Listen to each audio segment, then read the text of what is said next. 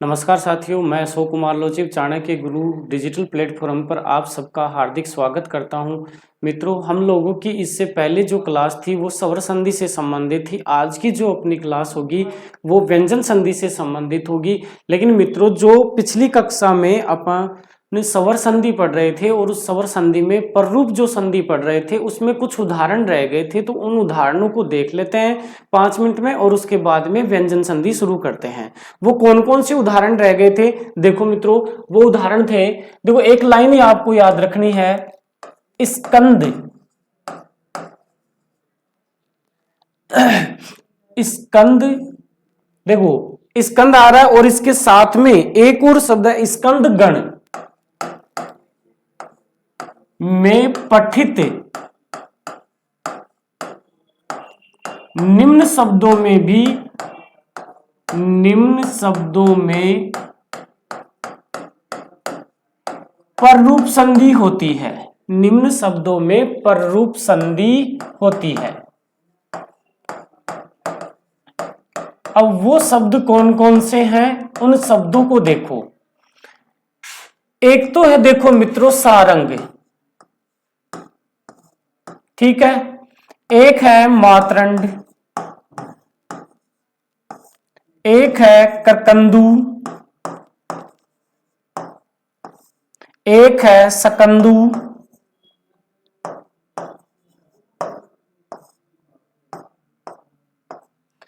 सारंग, मातरंड, करकंदू, सकंदू। इसके अलावा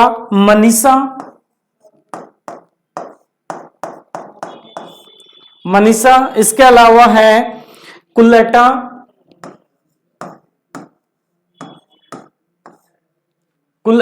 इसके अलावा है मित्रों पतंजलि,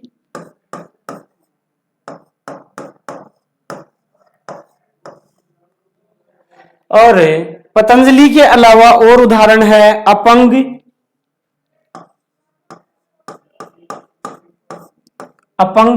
और अपंग के अलावा एक और है सिवेही। इन उदाहरणों को मित्रों ध्यान रखना, इन उदाहरणों में पररूप संधि ही होती है। कैसे पहचाना कि इन उदाहरणों में पररूप संधि ही होती है?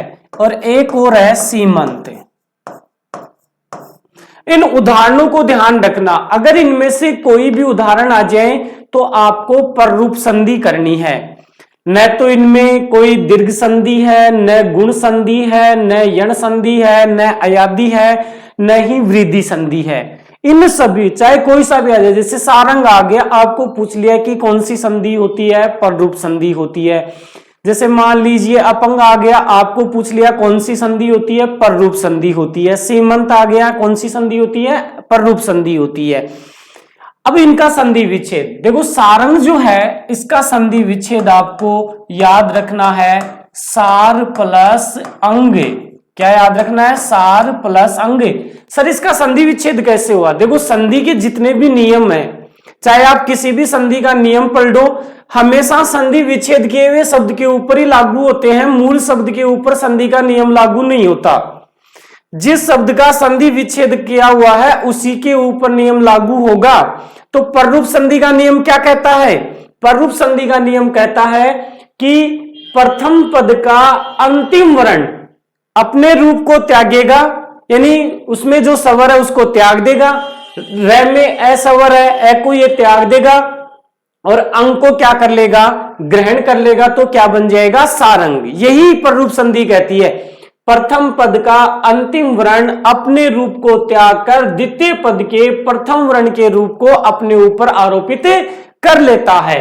मातरंड का होगा मित्रों मात्र प्लस अंड। करकंदू का जो होगा वो होगा कृक प्लस धन चिन्ह यानी अंधु। सकंदू सक धन अंधु। मनीषा का मित्रों ध्यान रखना, ई आ रहा है इसमें और ई आ रहा है, तो ई को आने के कारण इसमें दीर्घ संधि मत कर देना। कभी आप सोचे कि इसमें तो दीर्घ ई आ गया है और उस कारण से इसमें दीर्घ संधि हो गई। नहीं जी, इसका जो संधि विच्छेद होगा वो होगा मनस प्लस ईसा। क्या होगा? मनस प्लस ईसा। इसके बाद में देखो कुलटा है, तो जो कुलटा है इसका संधि विच्छेद ध्यान रखना, कुल प्लस अटा। फिर है पतंजलि, पतंजलि का ध्यान रखना, पतत प्लस अंजलि, पतत धन अंजलि। फिर है अपंग, अपंग का ध्यान रखना, अपंग, अप प्लस अंग, अप प्लस अंग, अप धन अंग। शिवेही, इसका होगा शिव धन एही। और इसके बाद में सीमंत, सीमन प्लस अंत, सीमंत का क्या होगा? सीमन प्लस अंत। इस प्रकार से मित्रों ये जो उदाहरण है ये पररूप संधि में रखे जाते हैं। इनमें कौन सी संधि होती है? पररूप संधि होती है। आज की जो अपनी संधि है वो है मित्रों व्यंजन संधि। देखो व्यंजन संधि, एक बात तो हमेशा ध्यान रखना मित्रों, जो मैंने स्कंदगुप्त में जो यानी पठित उदाहरण है, स्कंदगुप्त वाले जो उदाहरण है उनमें पररूप संधि होती है। उनमें से कुछ उदाहरणों में प्रथम पद के अंतिम वर्ण के साथ में हलंत का प्रयोग किया गया है, लेकिन हमेशा ध्यान रखना प्रथम पद के अंतिम वर्ण के साथ में हलंत का प्रयोग व्यंजन संधि के उदाहरणों में होता है। सवर संधि में एक पररूप संधि ऐसी है जिसमें कि स्कंदगुप्त में जो पठित उदाहरण है उन्हीं में हलंत का प्रयोग होता है। बाकी सवर संधि के जो 5 भेद हैं उन 5 भेदों में कहीं भी प्रथम पद के अंतिम वर्ण के नीचे हलंत का प्रयोग नहीं होता है। ऐसा केवल कौन सी संधि में होता है? व्यंजन संधि में होता है। कौन सी संधि में? व्यंजन संधि में होता है। अब देखो व्यंजन संधि की परिभाषा देखें कि इसकी परिभाषा क्या होगी। तो मित्रों ध्यान दें, देखो मैंने आपको बताया था स्वर और इधर यदि व्यंजन आ रहा है, स्वर व्यंजन आ रहा है तो व्यंजन संधि होगी। स्वर स्वर आ रहा है तो व्यंजन संधि नहीं होगी। अगर इधर भी व्यंजन और इधर भी व्यंजन आ रहा है तो भी संधि कौन सी होती है? व्यंजन संधि होती है।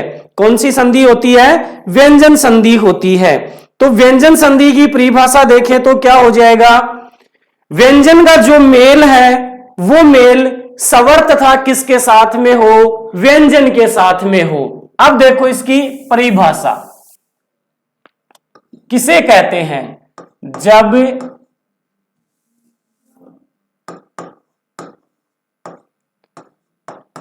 स्वर, देखो स्वर आता है लेकिन स्वर कब आएगा? कुछ ही नियम व्यंजन संधि के ऐसे हैं कि जिनमें क्या आता है? स्वर आता है।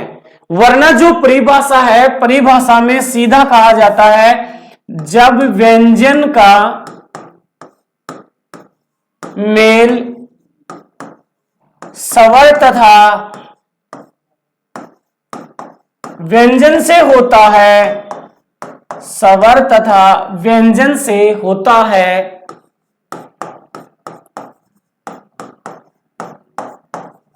तो व्यंजन संधि, तो उसे व्यंजन संधि कहते हैं। उसे व्यंजन संधि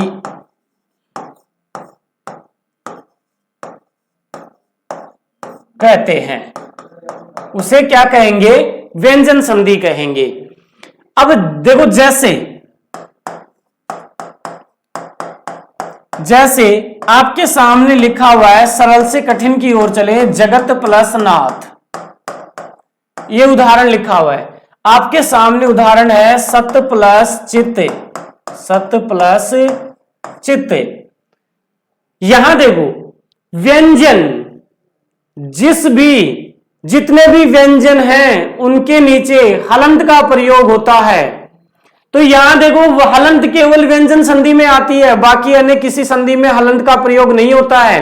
केवल स्वर संधि के जो प्ररूप संधि है उसी के कुछ उदाहरणों में हलंत का प्रयोग होता है, बाकी व्यंजन संधि में ही हलंत आएगा। यहां व्यंजन संधि के तो 2-3 नियम ही ऐसे हैं कि जहां हलंत का प्रयोग नहीं होता है, बाकी सभी जगह हलंत का प्रयोग होता है। तो यहां देखो ये व्यंजन है और व्यंजन का मेल किससे हो रहा है? व्यंजन से ही हो रहा है। यहां देखो ये व्यंजन है और व्यंजन का मेल किससे हो रहा है? व्यंजन से हो रहा है। जबकि परिभाषा में अपन ने स्वर भी लिखा है और व्यंजन भी लिखा है, तो दोनों आ जाए। तो जैसे देखो जगत प्लस ईस, जगत प्लस ईस यानी जगत धन ईस। अब यहां देखो व्यंजन है और व्यंजन का मेल किससे हो गया? स्वर से हो गया। तो दोनों ही स्थितियों में संधि कौन सी होती है? स्वर संधि होती है। कौन सी संधि होती है? स्वर संधि होती है। संधि विच्छेद दिया हुआ हो तो इस प्रकार से आपको पहचानना है। हलंत आ जाए पर रूप वालों को छोड़कर हमेशा व्यंजन संधि करनी है आपको। अब देखो इसका तो क्या बन जाएगा? जगन्नाथ कैसे बना वो अभी आगे अपन पूरे नियम पढ़ेंगे कि जगन्नाथ कैसे बना। इसमें बन जाएगा सचित, कैसे बना सचित आगे पढ़ेंगे, पूरे नियम पढ़ेंगे। और इसका हो जाएगा जगदीश। अब अपन पढ़ेंगे व्यंजन संधि के प्रकार। व्यंजन संधि के प्रकार नहीं होते हैं मित्रों, ध्यान रखना। व्यंजन संधि का कोई प्रकार नहीं है, व्यंजन संधि के नियम है। तो जो पहला नियम है, देखो पहला नियम क्या कहता है व्यंजन संधि का। पहला नियम व्यंजन संधि का क्या कहता है? देखो मित्रों इस नियम को समझाने से पहले इस नियम में मैं आपको दोनों स्थितियां बताऊंगा कि जब मूल शब्द किस प्रकार से लिखा हुआ आ जाए तब यही नियम लागू होगा और उसमें व्यंजन संधि होगी। यानी शब्द किस रूप में लिखा हुआ हो, अपन शब्द को देखते कैसे पहचाने कि हाँ इसमें व्यंजन संधि है और यही नियम लागू होगा, वो भी आपको बताया जाएगा।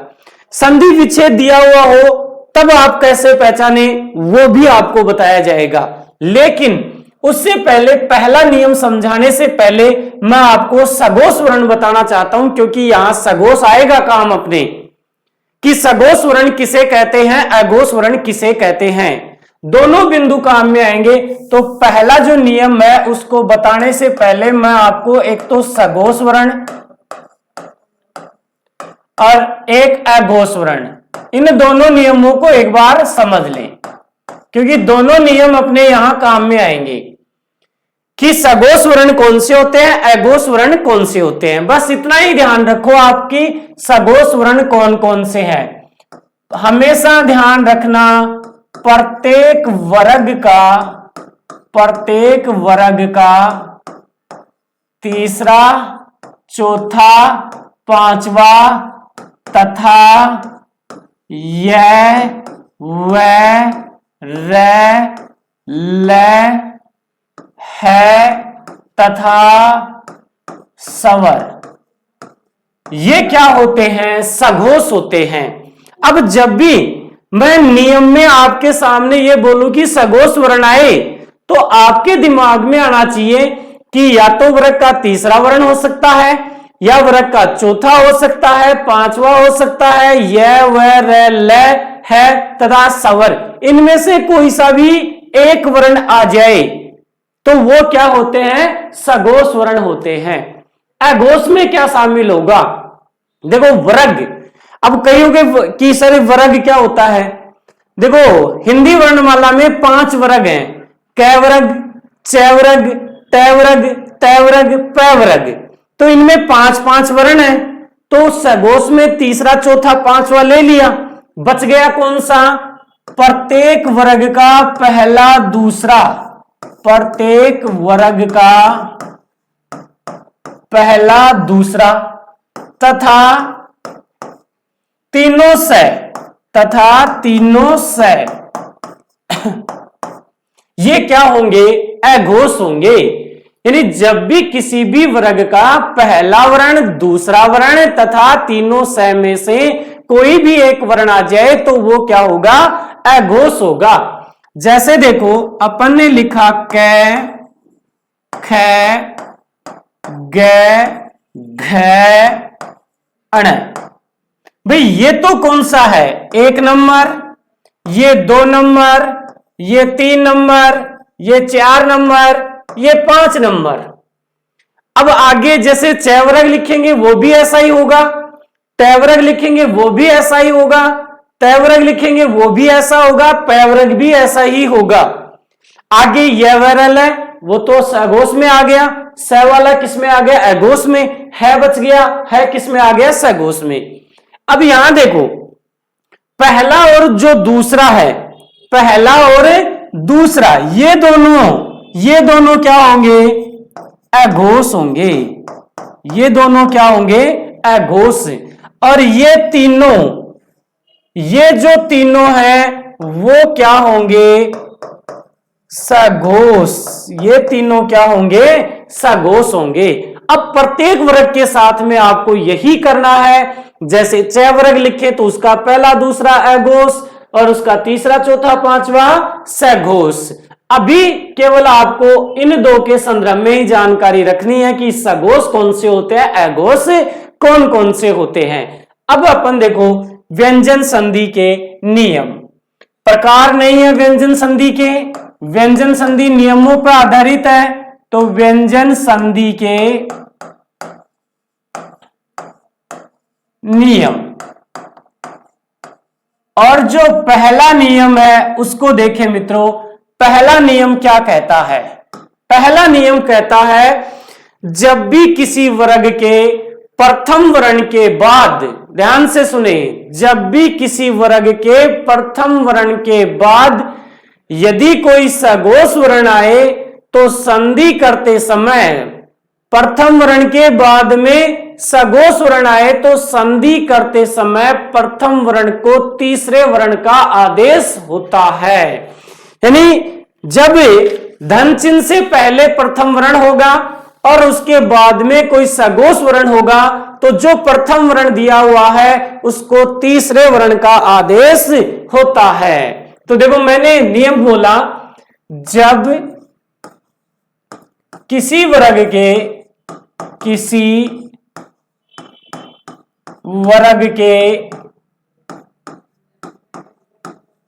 प्रथम वर्ण के बाद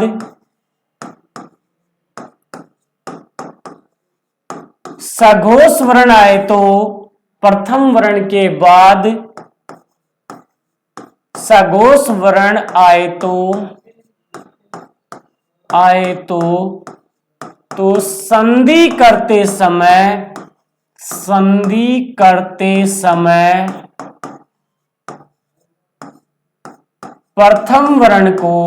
संधि करते समय प्रथम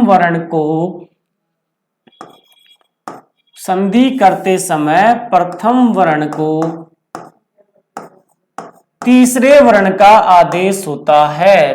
तीसरे वर्ण का आदेश होता है। तीसरे वर्ण का आदेश होता है। अब देखें मित्रों कौन से वर्ण का आदेश होता है? तीसरे वर्ण का। अब इसको मैं सूत्र में बांध सकता हूं। इस नियम को मैंने लिखा किसी वर्ग का प्रथम वर्ण, किसी वर्ग का प्रथम वर्ण, धन चिन्ह, बाद में क्या है? सघोष वर्ण आए। बाद में क्या है? सघोष वर्ण है। नियम को देखो, परिभाषा को देखो। पहला नियम, जब किसी वर्ग के प्रथम वर्ण के बाद सघोष वर्ण आए तो प्रथम वर्ण को तीसरे वर्ण का आदेश होता है। सघोष में अपन ने देख ही लिया कौन कौन से आते हैं, तीसरा, चौथा, पांचवा, य, व, र, ल, है और प्लस सवर। 11 सवर हैं, 11 के 11 सवर। इनमें से कोई सा भी एक आ जाए तो संधि करते समय प्रथम वर्ण को, इस प्रथम वर्ण को किसका आदेश हो रहा है भाई? इस प्रथम वर्ण को तीसरे वर्ण का आदेश हो रहा है, तीसरे वर्ण का आदेश। अब ये जो तीसरे वर्ण का आदेश हुआ है, ये जो सूत्र है आपके सामने, इस सूत्र को मैं ऐसे भी लिख सकता हूं, कैसे? कै चे टे ते पे धन चिन्ह। मैंने लिखा कै चे टे ते पे धन चिन्ह। भाई परिभाषा क्या करिए? किसी वर्ग का प्रथम वर्ण, तो कै प्रथम है, चे भी प्रथम है, टे भी प्रथम है, ते भी प्रथम है और पे भी प्रथम है। धन चिन्ह क्या होना चाहिए? सघोष, सघोष वर्ण होना चाहिए। क्या परिवर्तन होगा? तीसरे वर्ण का आदेश। कै को गे का आदेश, चे को जय का आदेश, टे को। अब 3 नंबर पे क्या आता है? यहां कंफ्यूजन होता है। टमाटर, ठटेरा, डमरू, ढक्कन। पहले ढक्कन नहीं डमरू आता है, तो डमरू वाला डे। फिर तय के बाद तीसरा वर्ण क्या होगा? द होगा, द्वात वाला द। ये लो जी। पे का तीसरा वर्ण, पे का तीसरा वर्ण ब होता है। ये लो जी तीसरा वर्ण, ये हो गया। अब इतना यदि आपको याद है तो इसमें किस प्रकार के उदाहरण आते हैं वो मैं अभी बताऊंगा आपको, कि संधि युक्त पद आ जाए तो ये नियम, इस नियम को आप कैसे पहचाने, कि कैसा उदाहरण आपके सामने लिखा हुआ जाए तो आप ये कंफर्म हो जाए कि यही नियम लगेगा। दोनों स्थितियां बताऊंगा, संधि युक्त पद की भी बताऊंगा और संधि विच्छेद की भी बताऊंगा। पहला नियम अभी मैं आपको केवल समझा रहा हूं। प्रथम वर्ण के बाद देखो, प्रथम वर्ण के बाद सघोष वर्ण आए तो संधि करते समय प्रथम वर्ण को तीसरे वर्ण का आदेश होता है। यहां अपन ने लिखा प्रथम वर्ण सघोष वर्ण, तो प्रथम वर्ण में कै चे टे ते पे धन चिन्ह, सघोष वर्ण कै को गे का, चे को जय का, टे को डे का, ते को दे का, पे को बे का आदेश होता है। अब इस नियम को उदाहरणों के द्वारा समझे। देखो नियम क्या बना अपने सामने? नियम अपने सामने बना कै चे टे ते पे किसी वर्ग का प्रथम वर्ण, धन चिन्ह धन चिन्ह, क्या होना चाहिए? सघोष वर्ण। क्या होना चाहिए? सघोष वर्ण। तो जो कै है इसको किसका आदेश? गे का। च है इसको जय का, ट है इसको डे का, त है इसको दे का और प है इसको ब का आदेश होगा। अब इसको देखो, संधि युक्त पद में, संधि युक्त शब्द में, संधि विच्छेद में कैसे पहचाने? ये वाली जो स्थिति है मित्रों, देखो इसमें ये वाली जो स्थिति है ये तो होगी संधि विच्छेद में, ये स्थिति तो किसमें होगी? संधि विच्छेद में। और ये वाली जो स्थिति है वो मिलेगी संधि युक्त शब्द में, संधि युक्त शब्द में। अब देखो इसको, मैंने आपके सामने उदाहरण लिखा, जैसे देखो सरल से कठिन की ओर चलें। जैसे आपके सामने लिखा हुआ है जगत प्लस यानी जगत धन ईश, ये उदाहरण लिखा हुआ है आपके सामने। अब आपको पहचानना था, संधि विच्छेद दिया हुआ है। अब संधि विच्छेद दिया हुआ है तो आपको पहचानना था कि इसमें कौन सा नियम लगाएं भाई। संधि का नाम क्या होगा? हलंत आ गया, हलंत लगते ही आपके दिमाग में आना चाहिए व्यंजन संधि है। अब इसका संधि युक्त पद कैसे बनाएं, इसमें संधि कैसे करें? तो देखो धन चिन्ह, ये देखो धन चिन्ह रहा, ये भी धन चिन्ह है। धन चिन्ह से पहले इन 5 वर्णों में से एक होना चाहिए। बोलो तय आ रहा है, बोलो यहां भी तय आ रहा है। अब तय के बाद में सघोष स्वर क्या होते हैं? सघोष होते हैं। देखो तय के बाद में ई आ जाए तो तय को किसका आदेश? द का, यानी इस तय को किसका आदेश होगा? द का आदेश हो जाएगा। अब आगे जब इसको करेंगे तो तय किस में बदल गया, दै में, और जो ईस था वो ऐसा का ऐसा आ गया ईस। अब इसमें थोड़ा आप इसको मैं दोबारा नीचे लिखता हूं वरना दै में ई को शामिल कर देंगे। ये क्या बना, जय गै, तय को किसका आदेश हो गया, दै का, और जो ईस था उसको ऐसा का ऐसा उतार देंगे। ये लो जी। अब देखो दै हलंत वाला है, तो दै हलंत वाला है तो इसमें ई शामिल हो जाएगा और क्या बन जाएगा, जगदीश। संधि युक्त पद बन गया आपके सामने।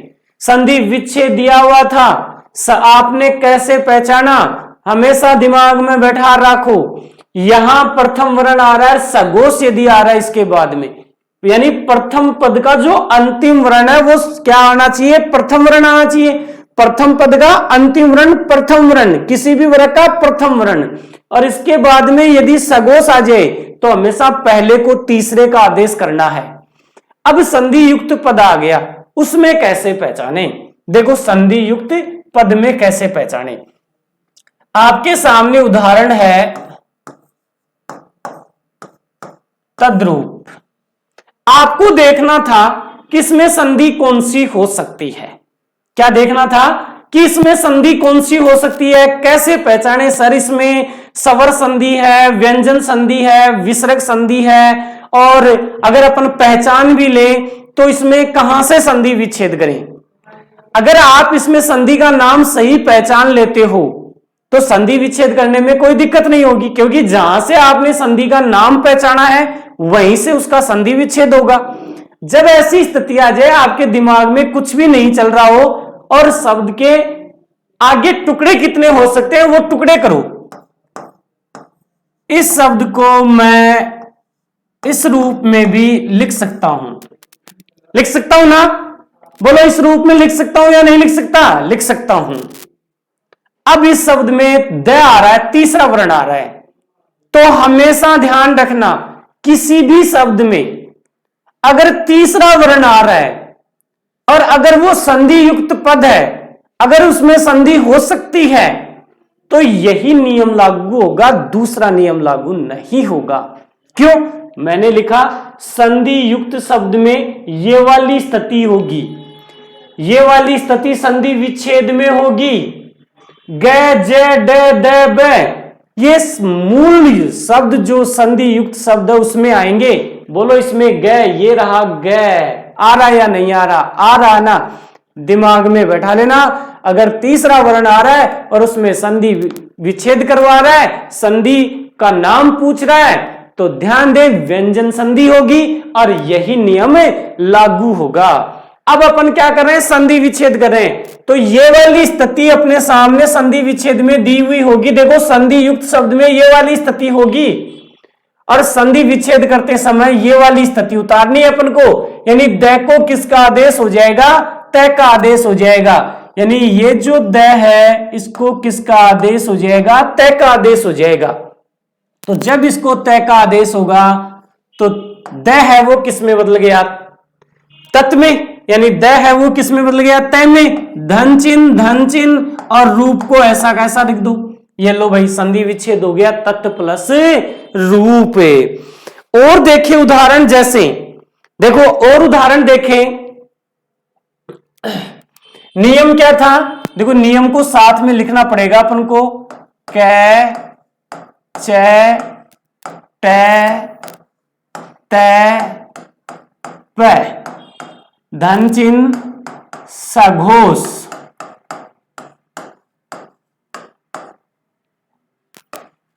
कै को गै का, च को जै का, ट को ड का, त को द का, प को ब का।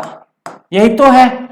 ये वाली स्थिति तो किसमें होगी भाई, ये वाली स्थिति। देखो ये वाली जो स्थिति है, इस स्थिति को ध्यान रखना, संधि युक्त शब्द में, संधि युक्त शब्द में होगी ये वाली स्थिति तो।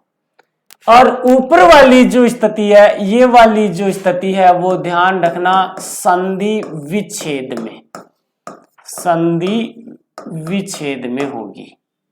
अब देखो आपके सामने उदाहरण, मैंने आपके सामने लिखा सड्डानंद, और आपके दिमाग में आया कि भाई इसमें संधि कौन सी हो सकती है, कैसे पहचाने। अब कोई कहे कि गुरुजी यहां तो आ भी आ रहा है, तो सवर संधि वाला दीर्घ संधि वाला नहीं कर सकते क्या, सड प्लस आनंद? नहीं जी, क्योंकि सड शुद्ध नहीं होता है, अशुद्ध होता है, तो वो प्रायिकता तो हो गई। अब आपके दिमाग में यही आएगा कि इसमें तीसरा वर्ण है भाई, डमरू वाला ड आ रहा है, इस शब्द में तीसरा वर्ण आ रहा है, डमरू वाला ड आ रहा है। और मैंने क्या कहा कि जहां तीसरा वर्ण आ जाए, आपको किसी शब्द में संधि विच्छेद करना है, उसमें संधि का नाम पहचानना है, और आपको लग रहा है कि हाँ इस शब्द में तीसरा वर्ण आ रहा है यार, और तीसरा वर्ण आ रहा है, तो इसका मतलब सर ने बताया था कि पहला ही नियम, और तीसरा है तो उस तीसरे को पहले में बदल देना, संधि विच्छेद हो जाएगा। बोलो डमरू वाला ड होता है वो 3 नंबर पे आता है, तो 3 नंबर पे आता है, तो यहां देखो ड हलंत वाला है, तो इसको हलंत वाला बनाने के लिए क्या करेंगे, आ को इसमें से बाहर निकाल देंगे। ये लो जी, आ बाहर निकल गया। अब ये वाली स्थिति आ गई आपके सामने, मैंने संधि युक्त शब्द में लिखा है, ये सडानंद संधि युक्त शब्द है। अब ड आ रहा है, ड को किसका आदेश हो जाएगा, ट का आदेश हो जाएगा, यानी ये जो ड है इसको किसका आदेश हो जाएगा, ट का। तो ये क्या बन जाएगा, सट प्लस यानी सट धन आनंद बन गया। ज्यादा दिमाग लगाने की आवश्यकता नहीं है, यानी आप नियम को मत याद रखो, आप इतना याद रखो कि संधि विच्छेद आ जाए, प्रथम वर्ण आ जाए किसी भी वर्ग का, और उसके आगे सगोश आ जाए, तीसरे में बदलना है। संधि युक्त शब्द दे रखा है, उसमें तीसरा वर्ण आ रहा है, जिस वर्ग का तीसरा आ रहा है उस वर्ग के पहले में बदल दो, बाकी कुछ भी उसमें नहीं करना है। जैसे देखो एक उदाहरण और मैंने आपके सामने लिखा सुबंत, मैंने आपके सामने सुबंत लिखा। अब आपके गड़बड़ हो गई कि भाई इसमें तो गुरुजी मैं तो सवर संधि पढ़ा, बस सवर संधि की तो कोई सी बात ही लागू कौन हो रही। लेकिन आगे देखो मैं क्या बताया, तीसरा वर्ण, यानी उस शब्द में आपको तीसरा वर्ण देखना है कि उसमें तीसरा वर्ण आ रहा है क्या। अरे इसमें तीसरा आ रहा है, ब आ रहा है ना ब। अब इस ब को क्या करोगे, हलंत वाला बनाओगे, हलंत वाला बनाओगे तो इसमें से क्या बाहर निकलेगा, ए बाहर निकल जाएगा, और ये क्या हो जाएगा, सुबंत। अब बोलो ब, ये रहा ब, भाई सामने है आपके, तो ब को पहले में बदल दो, ये लो जी, यानी ब को किसका आदेश हो जाएगा, प का आदेश हो जाएगा, तो ये क्या बन जाएगा, सुप प्लस क्या बनेगा, सुप प्लस यानी सुप धन अंत, सुप धन अंत। तो मित्रों आज के लिए इतना ही, मिलते हैं अगली क्लास में, धन्यवाद।